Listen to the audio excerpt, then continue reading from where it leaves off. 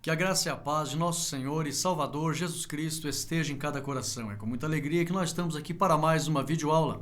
A nossa ferramenta disponibilizada no nosso site www.adelages.com.br. E hoje nós estamos aqui para a lição de número 13, que tem como tema Orando sem cessar. Aleluia! Nós estamos encerrando o nosso trimestre, onde nós abordamos e tratamos sobre batalha espiritual. E, de fato, não poderíamos deixar de falar do poder. Já foi falado em outras lições, mas dando um enfoque aqui bem objetivo, bem mostrando o quanto a oração merece um destaque. Por isso foi feita uma lição só sobre a oração, porque verdadeiramente é uma grande arma poderosa para a vitória na batalha espiritual. E a lição aqui nós vamos aprender alguns aspectos no que diz respeito ao que é a oração. Vamos aqui ver as lições que o Senhor Jesus deixou acerca de estar explicando, ensinando sobre a oração especificamente. E vamos aqui aprender as lições da oração do Pai Nosso. Então nós temos aqui 3 grandes objetivos: entender o que é oração, ver as lições que o Senhor Jesus deixou sobre a oração, no que diz respeito a orar no quarto, em secreto, não querer se aparecer, orar em público, se comunicar com Deus e não querer chamar a atenção dos homens, orar com humildade, com simplicidade. E nós vamos ver aqui algumas lições acerca da oração do Pai Nosso. Então, muito importante. Esse é um tema muito vasto na Bíblia. Então, dissecar sobre tudo o que a Bíblia ensina acerca da oração, não há como nós fazermos isso em pouco tempo, 20, 30 minutos. E nem mesmo no domingo. Então eu gostaria que os irmãos ficassem na lição. Mostre o que a lição explica sobre o que é a oração.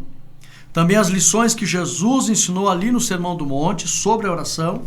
E também as lições do Pai Nosso. Nós temos aqui 3 grandes pilares desta lição. E são assuntos importantíssimos. Vamos aqui, a primeira parte da lição diz a oração. E o primeiro tópico diz definição, subsídio teológico. O que é a oração? A oração é definida de 2 formas que são: letra A, comunicação, que torna possível o relacionamento pessoal com Deus. Lembrando que Deus, ele é um ser pessoal. Além de Deus ser transcendental, que ele está numa dimensão além da nossa possibilidade de tocar, ele é transcendental. Deus é imanente, ele está em nós e ele se relaciona conosco. Ele é transcendente, mas também é imanente. Transcendente no aspecto de nenhum ser humano conseguir ir até a sua presença por nossas forças. Deus está muito além. A Bíblia diz que ele está num alto e sublime trono. Então ele é transcendente, foge da nossa capacidade natural de alcançá-lo. Mas, apesar de ser transcendente, ele é imanente. Imanente, ele está conosco. Tá? Ele está na nossa vida, ele está presente conosco. Então ele é um Deus pessoal que quer se relacionar conosco. Lembrando que nós sabemos que a Bíblia apresenta apenas um Deus no universo. Só existe um Deus no universo. Tá? Mas entre os seres humanos, a Bíblia diz que os seres humanos pensaram coisas vãs e criaram, imaginaram outros deuses. E para a cabeça, para a mente desses seres humanos que imaginaram outros deuses, esses outros deuses que os seres humanos imaginaram, esses deuses não se relacionavam com eles de maneira pessoal e parental. Não se relacionavam. Alguns deuses na mitologia grega, alguns gregos acreditavam que era possível, na imaginação dos gregos, um deus descer do Olimpo, ter um relacionamento íntimo, até mesmo com mulheres, e assim por diante. É tanto que o continente europeu se chama Europa. Segundo a mitologia grega, Zeus teve um caso com uma mulher chamada Europa, na ilha de Creta. Então você vê que a mitologia grega tinha mesmo uma capacidade de imaginação muito grande. Mas entre os gregos havia esse sentimento. Mas um relacionamento parental com todos os filhos, todos os súditos, todos aqueles que se aproximavam desses deuses, para as pessoas com seus pensamentos vãos, isso era impossível. Agora, para o Deus verdadeiro, que sempre se relacionou com Israel, eles acreditavam que o relacionamento era íntimo. E muito mais, quando o Senhor Jesus veio à Terra, o Senhor Jesus, ele deixa uma grande lição, que foi um divisor de águas. Ele deixa um ensinamento para que nós venhamos a se relacionar com Deus em nível parental, chamando Deus de Pai. Então aqui a oração é o meio que faz tornar possível o relacionamento com esse Deus, que ele é um Deus que nos vê como filhos. A Bíblia chega a dizer que nós fazemos parte da família de Deus e nós temos que vê-lo como Pai. Eu costumo dizer que nós temos que mudar a ótica do nosso relacionamento com Deus. Não dizer apenas que nós temos um Deus que é Pai, mas nós temos um Pai que é Deus. Mude a ótica do teu relacionamento. Se relacione com Deus verdadeiramente como sendo o teu Pai, porque Ele é o nosso Pai. Então, a oração torna possível o relacionamento pessoal com Deus, porque Ele é imanente, se relaciona conosco e está em nós, se relacionando pessoalmente conosco. E a oração é o meio. Deus ama a comunicação com seus filhos. Sabe por que Deus ama a comunicação com seus filhos? Porque Deus nos deu o dom da fala, algo que os animais não têm, os vegetais não têm e os minerais não têm. Deus deu a capacidade intelectual para o ser humano, deu esse dom maravilhoso que é falar, conversar, e Deus deixou tudo isso para mostrar o quanto Ele deseja se comunicar conosco. E o meio mais eficaz dessa comunicação chama-se oração. Ela é muito importante para os filhos de Deus. Letra B. A oração é a demonstração de confiança, intimidade, dependência, reverência e louvor a Deus. Tudo isso é revelado por meio da oração. Então a oração revela comunicação com Deus e esse grau de relacionamento por meio da confiança, intimidade, dependência, reverência e louvor a Deus. Conversar, falar com Deus é um ato de louvor. Louvar não é só cantar. No estudo bíblico acerca da adoração e do louvor, a adoração é a intenção do nosso coração, uma dependência total do nosso ser interior. Vivemos entregues a Deus. Isso é adoração. Aí, essa adoração será mostrada por atitudes que são reveladas da seguinte forma: louvor a Deus. Tudo que a gente fizer para Deus é louvor. Então, conversar com Deus é louvar, cantar é louvar, pregar é louvar, fazer ações em prol do reino de Deus é louvar. São atitudes de louvor. Todas as nossas exteriorizações são atitudes de louvor. E a oração é uma grande atitude de louvor a Deus, falar com Deus. Então a oração é a prática mais antiga, o texto fala aqui, a oração é a prática mais antiga do povo de Deus. Você pode expressar isso com toda a propriedade, porque a prática mais antiga do povo de Deus chama-se oração. Apesar de a Bíblia não ensinar uma melhor posição para orar, o primeiro tópico da lição fala sobre isso, você vai explicar isso. Eu gosto sempre de trazer aqui melhores explicações, melhores esclarecimentos de cada tópico para você saber ensinar os irmãos. Então aqui está um ponto que a lição aborda. Apesar de a Bíblia não ensinar uma melhor posição para orar, temos os relatos bíblicos de homens de Deus como Daniel, Elias, Salomão, Esdras, Pedro, Paulo e o Senhor Jesus e muitos outros. A lista é grande, eu coloquei esses aqui, que oravam de joelhos. Você vai ver em Daniel 6:10, 1 Reis 18:42, 1 Reis 8:54, Esdras 9:5, Atos 9:40, Efésios 3:14, Lucas 22:41. Todos esses homens de Deus oravam de joelhos. Nós temos aqui passagens emblemáticas, clássicas, aonde a gente vê Daniel 3 vezes ao dia orando de joelhos, o profeta Elias colocando o rosto entre os joelhos, o próprio Senhor Jesus em Lucas 22:41 orando de joelhos. Paulo se colocava de joelhos, eles por amor de vós, em Efésios 3,14, eu me coloco de joelhos.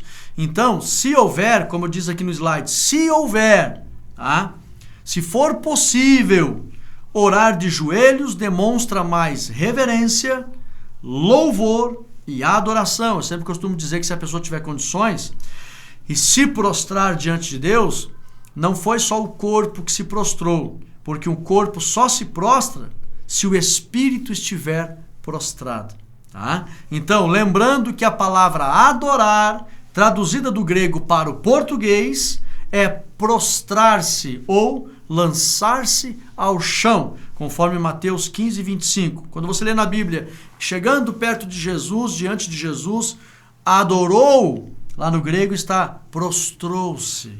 Tá? Então, se for possível, irmãos, orar de joelhos. Tá? A lição fala aqui que pode, e de fato mesmo, a Bíblia não traz um ensinamento sobre isso, mas a gente percebe aqui os exemplos dos homens de Deus, e a lição fala aqui que pode ser de pé. Eu até fiz um hino, a gente, por misericórdia de Deus, também é compositor, e tem um hino que eu falo, né? A oração, sentado, de joelho ou de pé, de qualquer jeito ela resolve, é só orar a Cristo e orar com fé. Então, pode orar de qualquer maneira, mas se possível, se puder, de joelho, como cantávamos, né, um corinho antigo, de joelho é melhor. Então, de joelhos é muito melhor. Vamos para frente?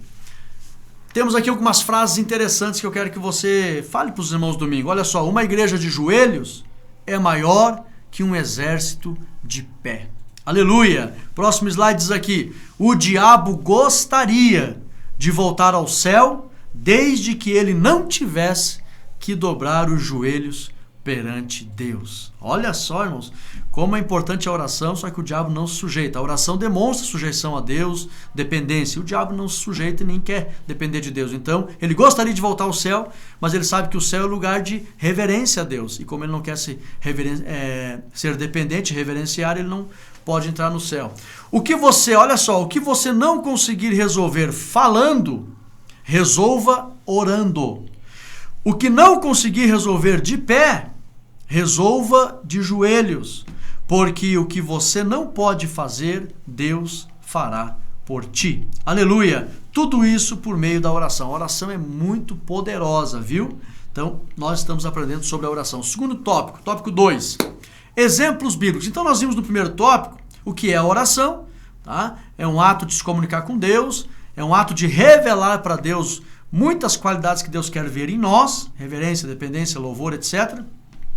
E a oração, de várias formas, você pode ser ouvido por Deus, mas de preferência de joelhos. Agora, exemplos bíblicos, subsídio teológico. Podemos dizer que a Bíblia também é um livro de oração. A Bíblia revela o relacionamento de Deus com o seu povo e vice-versa. Então, a Bíblia revela o relacionamento de Deus com o seu povo e vice-versa. É um livro de relacionamento, né, de Deus com o seu povo e vice-versa.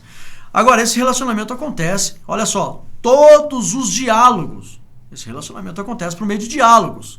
Todos os diálogos dos homens na Bíblia com Deus foram orações. Então, se é um livro de relacionamento e houve diálogo, e o diálogo é a oração, então a oração é um dos principais temas da Bíblia.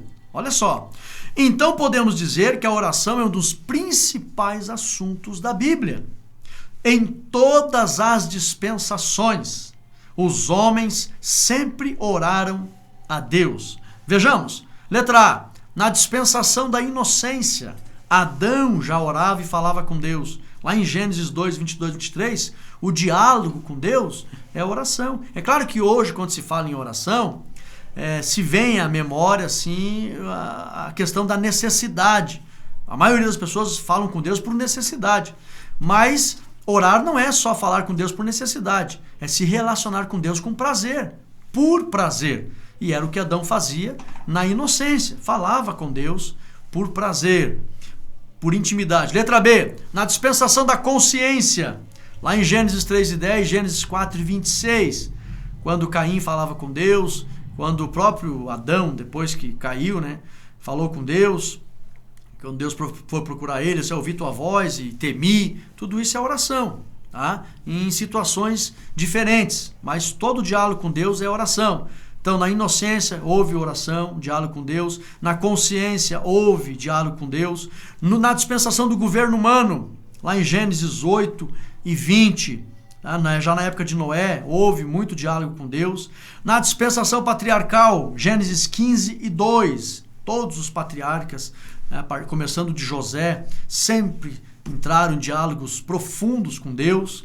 Na dispensação da lei, o que não dizer de Moisés e todos os sacerdotes conversando com Deus. Na dispensação da graça, vem o Senhor Jesus ensinando a falar com Deus, agora trazendo uma revolução psicológica na comunicação com Deus, ensinando os discípulos a chamar Deus de Pai, que era uma coisa que não era muito comum.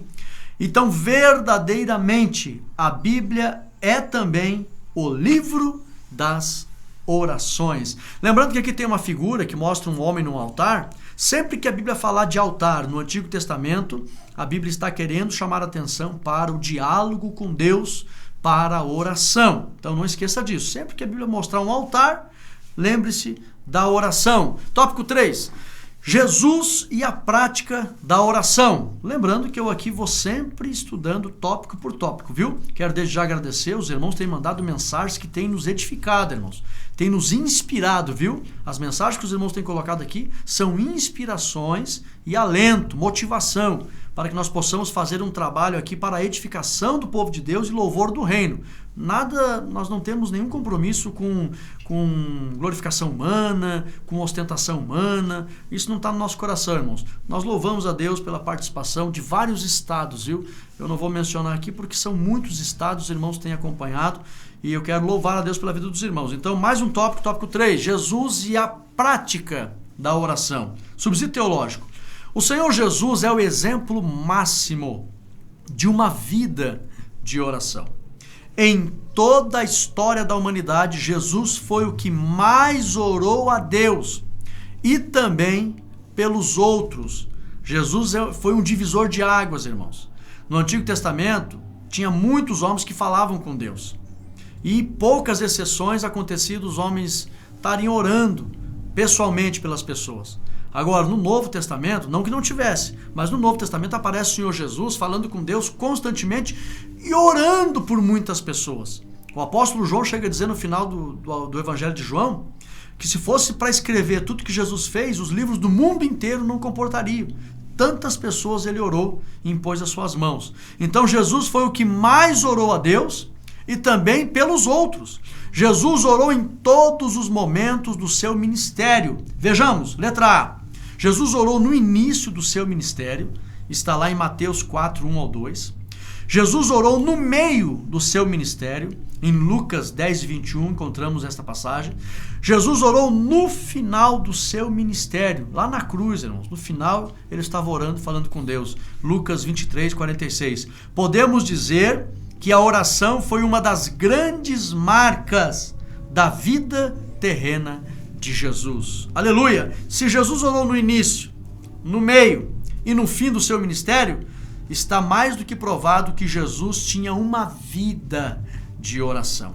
Então ele foi o exemplo máximo da oração e da prática da oração. O que não dizer dos montes que ele passava orando nas madrugadas, sempre orando e sempre buscando a Deus. E uma das coisas que a lição chama a atenção é que ele era, apesar de ser 100% humano, tá? Ele não deixou de ser Deus. Então, não deixando de ser Deus, vivia em oração. Então, fica um exemplo para nós, irmãos. Tá? Nós que somos seres humanos, se Jesus, que não havia deixado de ser Deus, vivia em constante oração, quanto mais nós, irmãos, precisamos muito da oração para mantermos a comunhão com Deus e a perseverança nos caminhos do Senhor. Vamos aqui então, segunda parte, a oração no Sermão do Monte. Então nós vimos o primeiro tópico todo, a primeira parte toda com os 3 tópicos, aprendendo sobre o que é a oração e Jesus dando o exemplo de oração. Agora ele traz alguns ensinamentos mais específicos acerca da oração, principalmente aqui na ocasião do Sermão do Monte. Primeiro tópico, a oração nas praças e nas sinagogas. Quais as lições nós podemos tirar aqui dessa expressão que Jesus usou? Subsídio teológico, olha só. A Bíblia não proíbe orar em público ou em lugares abertos. A Bíblia não proíbe. Pode falar para os irmãos lá, porque tem seitas por aí que, inclusive, que se dizem cristãos, dizendo que é proibido, tá? Orar em público. Jesus proibiu. Não, a Bíblia não proíbe. A Bíblia proíbe a exibição pessoal e o chamar a atenção para si. Tá? Qualquer pessoa que orar e desejar chamar a atenção dos homens não receberá a atenção de Deus, conforme Mateus 6:5. Por isso que Jesus disse, já que muitos querem se aparecer em público, já vão receber o seu galardão, ou seja, vão receber a atenção dos homens, mas não vão receber galardão e muito menos a atenção de Deus. Então Jesus, nessa explicação, que ele estava dizendo que os fariseus oravam em praças e oravam em público, mas eles queriam chamar a atenção. Então, Jesus estava tentando evitar esse sentimento no coração dos cristãos. Não queira chamar a atenção. Então, a tônica do ensino não é que não pode orar em público, nem orar nas praças. Para nós isso está bem claro. Ensine na igreja, porque está entrando no meio dos cristãos seitas e heresias. Tem algumas seitas que se dizem cristãs aí que dizem que não pode fazer culto ao ar livre, não pode orar em público, não pode orar de pé, porque isso aí é oração de fariseu. Não, Jesus não está condenando a maneira e nem os locais. Jesus está condenando as intenções, tá? Que deixe bem claro isso. Não pode querer chamar a atenção para si, ok? Mais um ensinamento acerca da oração do Sermão do Monte. A oração em secreto, tópico 2. Subsídio teológico. Quando Jesus disse para orar no quarto, ele não quis dizer que somente no quarto as orações seriam ouvidas. Jesus estava querendo ensinar que se deve evitar o desejo de querer ser visto pelos homens, a exaltação, a vanglória, conforme Mateus 6:6. A oração que agrada a Deus deve ser feita com simplicidade e humildade. Seja em praça pública, no meio das pessoas ou num quarto, a intenção, uma intenção humilde, simples, e o desejo puro de comunicar-se com Deus, sem querer chamar a atenção das pessoas que estão ao teu redor ou querer ser visto. Esse sim é o modelo ideal da oração que agrada a Deus. O modelo e o desejo, o sentimento. Isso agrada muito a Deus. Vamos para frente? Tópico 3 e 4, eles se relacionam. Eu fiz apenas um slide aqui. As vãs repetições e também entendendo o ensino de Jesus. Muito edificante, irmãos, esse tópico. Presta atenção. Subsídio teológico. Jesus não estava querendo dizer que não se pode repetir para Deus algumas palavras ou alguns assuntos, conforme Mateus 26, 39 e 44, em relação às vãs repetições. Ele queria evitar o quê? A superstição que havia entre os pagãos de confiar excessivamente em rituais repetitivos de frases consideradas sagradas. Existia muito disso. O cristão deve colocar sua fé na atenção que Deus dispensa para as orações sinceras e voluntárias. Jamais se deve confiar em rituais de repetições de palavras, conforme Mateus 6 e 7. No mundo antigo, os pagãos, irmãos, eles tinham um certo tipo de mantra, algumas frases consideradas sagradas, e eles ficavam ali acreditando que se repetisse aquelas frases 10, 100, 1000 vezes, estariam agradando os deuses. Então Jesus estava condenando exatamente esse tipo de crença, tá? Confiar numa frase sagrada. Aí a pessoa está idolatrando uma atitude, um ritual, e deixando de acreditar na atenção que Deus dispensa pela fé. Então Jesus estava ensinando isso. Vocês não confiem em rituais pagãos. Não confiem em rituais de superstição, em frases sagradas para os homens. Mas orem a Deus com o coração aberto.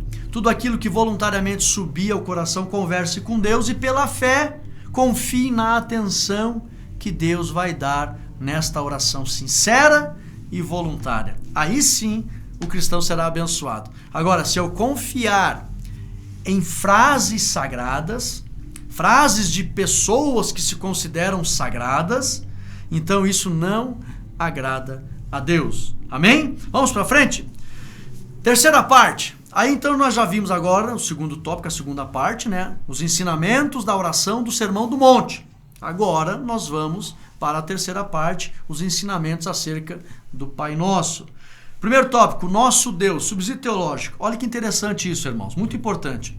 Jesus ensinou que podemos e devemos nos relacionar com Deus em nível parental, conforme Mateus 6 e 9.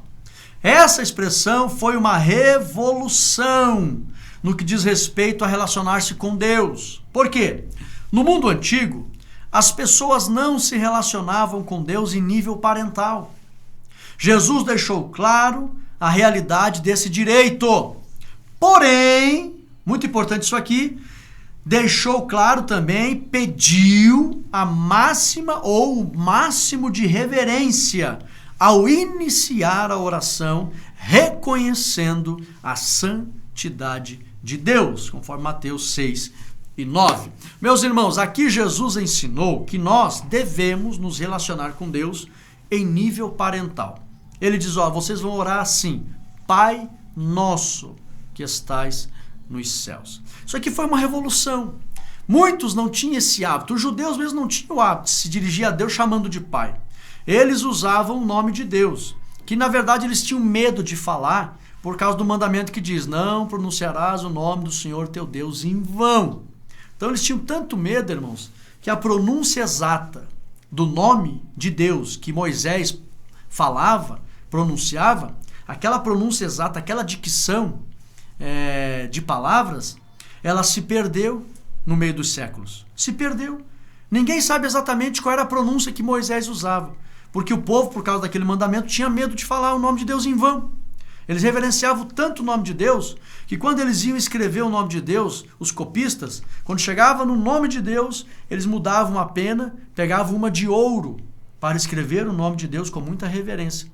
Então eles tinham cuidado. Aí, muitos diziam, tem que acertar o nome certo de Deus, etc e tal, havia uma confusão. Jesus quebrou tudo isso, só não precisa se preocupar com isso. Se relacione com Deus, iniciando a conversa dessa forma.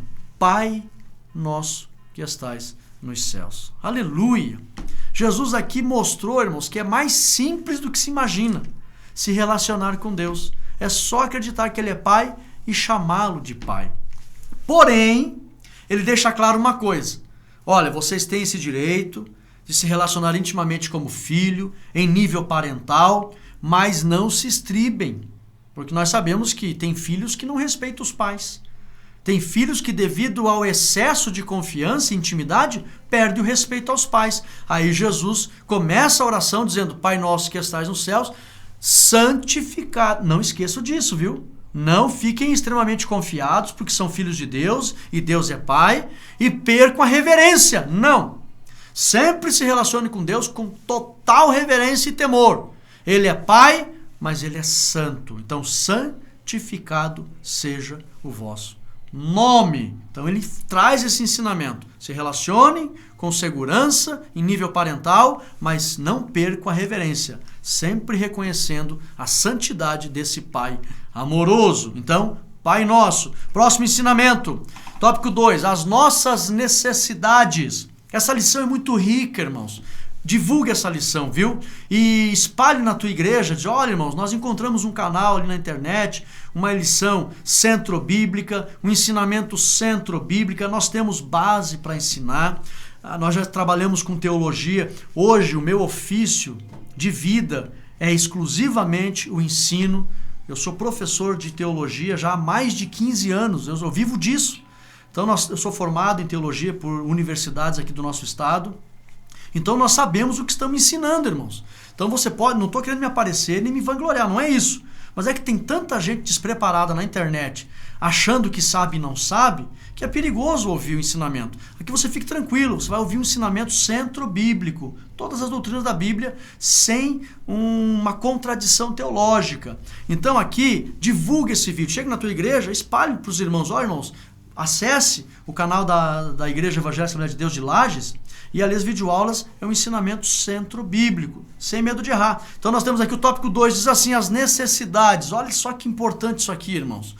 A expressão, preste bem atenção, o pão nosso de cada dia, expressa uma verdade que é reconhecer a Deus como nosso provedor diário.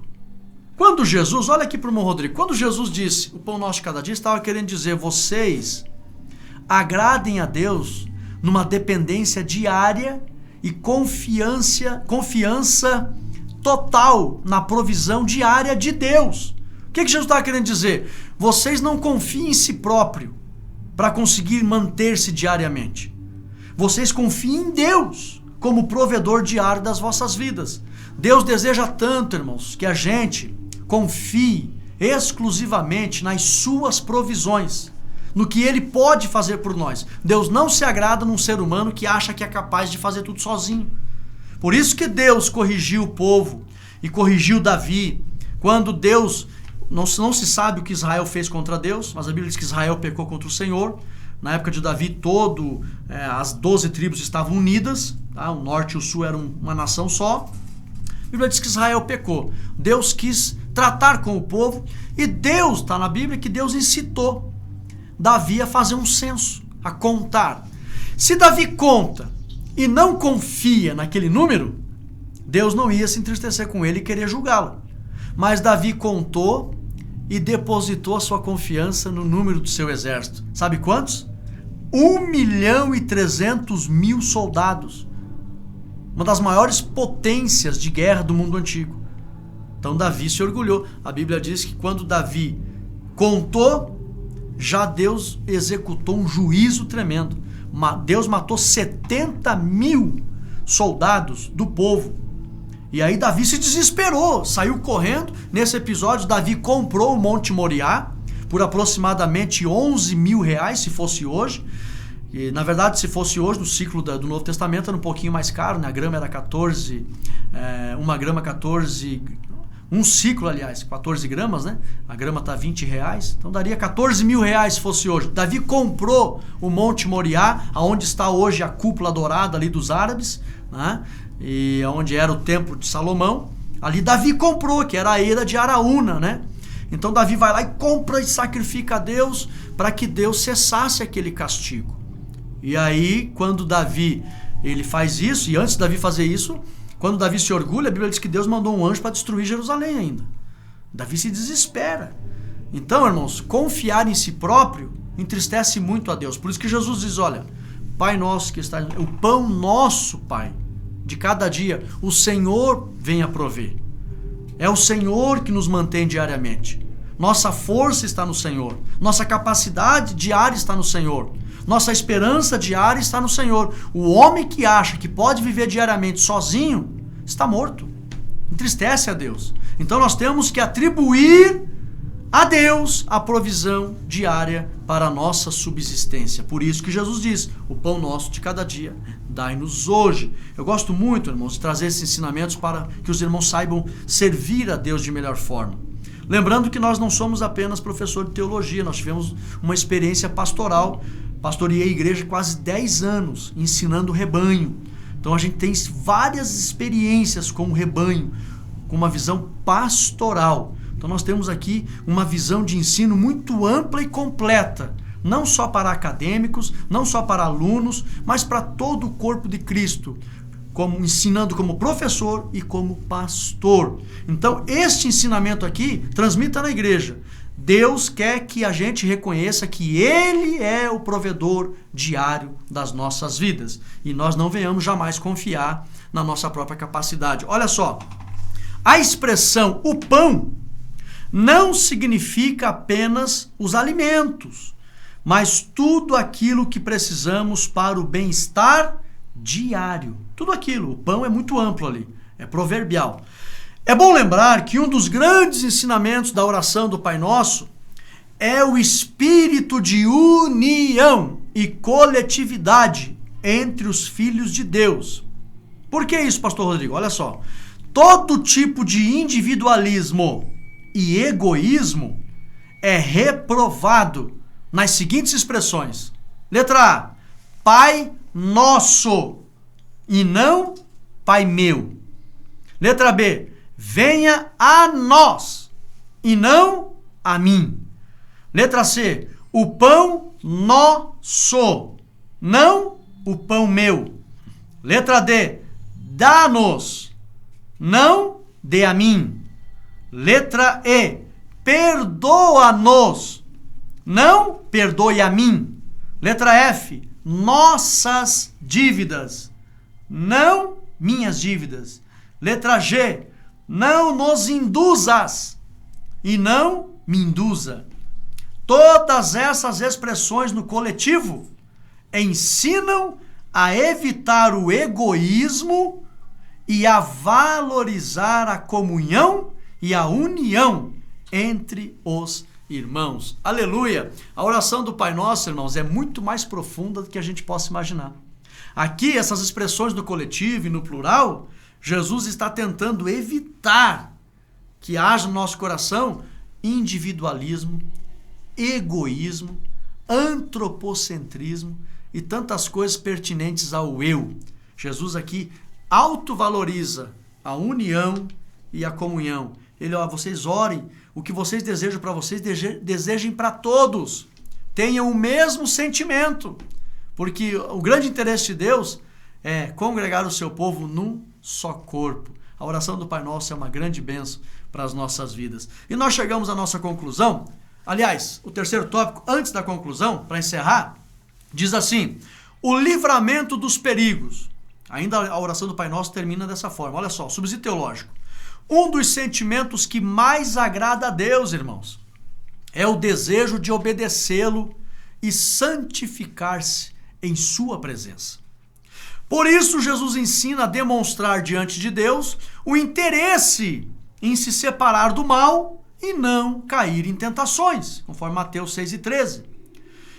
Todos os que demonstrarem diante de Deus o interesse em ter uma vida santa e pura serão atendidos por Deus e por Ele recompensados, conforme 1 Tessalonicenses 5:23, que a Bíblia diz lá: e o mesmo Deus de paz vos santifique tudo. Então, o desejo de Deus é a santificação e a pureza. Por isso que no final da oração do Pai Nosso, Jesus diz assim: olha, vocês peçam para que vocês sejam livres do mal. Vocês não querem pecar, não querem entrar em situações que desagradem a Deus. Que Deus livre vocês das tentações, as tentações que vêm do velho eu, da carne, do mundo, do próprio diabo colocando tentações no nosso caminho. Vocês não desejam isso. Jesus estava querendo dizer: mostre para Deus que vocês não têm prazer no pecado, que vocês pedem para se separar do pecado. Mostrem para Deus que vocês querem obedecer a Deus voluntariamente. Mostrem para Deus que vocês não amam a iniquidade. Lembre disso em oração. Que a pessoa, irmãos, que não pede, me livra do mal, me livra das tentações, ela não está preocupada com essas coisas. Aí Jesus deixou bem claro: vocês estejam mostrando para Deus que vocês têm interesse pela obediência, pela pureza e pela santidade. Se vocês demonstrarem isso para Deus, o Pai vai abençoar ricamente a todos vocês. Aleluia! É tão fácil entender, irmãos, a vontade do Senhor quando se tem comunhão com o Espírito Santo, né? Quando a mente está cauterizada, a pessoa não entende nada. Mas nós que temos essa comunhão, eu sei que o irmão está me vendo aí, também tem essa comunhão, eu sei que o irmão entende com clareza a vontade do Senhor e testifica pelo Espírito a direção do ensinamento que vem de Deus no entendimento dessas passagens. Aleluia! E a nossa conclusão nos diz assim: é tempo de tocar os céus através da oração. Aleluia! Meus irmãos, encerrando o trimestre sobre batalha espiritual, nós aprendemos muito acerca da oração, o quanto é importante se relacionar com Deus em nível parental, o quanto é importante obedecer ao Senhor Jesus, obedecer aos seus ensinamentos. Ele pediu: orem. Jesus era um homem de oração e nós temos que ser imitadores, como Paulo disse, né, em 1 Coríntios 11:1, sede meus imitadores, como eu sou de Cristo. Então, Cristo era um homem de oração, seus apóstolos, homens de oração, e os seus filhos, homens e mulheres de oração. A Bíblia também é um livro de oração. E vamos, irmãos, continuar mantendo a prática mais antiga do povo de Deus. Vamos continuar sendo homens e mulheres de oração. Aleluia! Guarde esse ensinamento no teu coração, transmita esse ensinamento para os irmãos, deixa o teu ok nesse vídeo, compartilhe esse vídeo e fiquem todos na paz de Cristo Jesus. Amém.